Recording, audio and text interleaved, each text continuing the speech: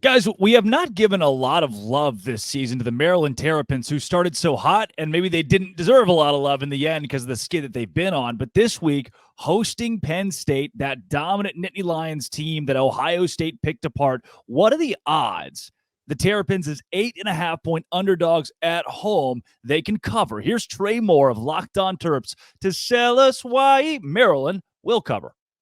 The Maryland Terrapins will cover the spread against Penn State. The line currently is Maryland plus 8.5 on FanDuel, and the Terps are at home and will be motivated coming off 3 straight losses and know that this game will define the rest of the season. Talia Tungavailoa is more experienced than Drew Aller and leads the Big Ten in passing yards and touchdowns. Maryland also has a deeper, better wide receiver room where the Terps have 5 guys over 200-plus receiving yards, while Penn State only has 2.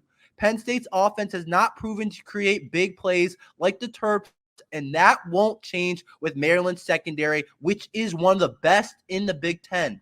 Penn State's offense won't be explosive enough, and the Terps will create some big plays at home. Expect a close game and for the Terps to cover the 8.5 points. For those listening on podcast, we were supposed to bring you the visual. Tre Moore is jacked, but I just want to throw that part out there. That dude is ripped.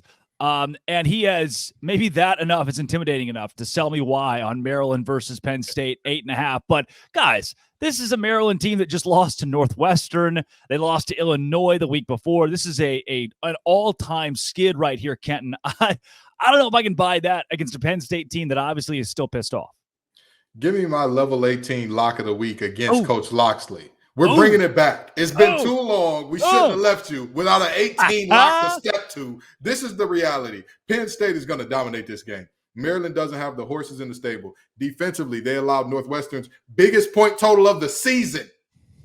By the way, Northwestern has played Howard, the mighty Howard Bison. I love HBCUs just as much as the next man, but that shouldn't have been a thing. So with that in mind, Penn State rolls, if you will. They dominate, if you will.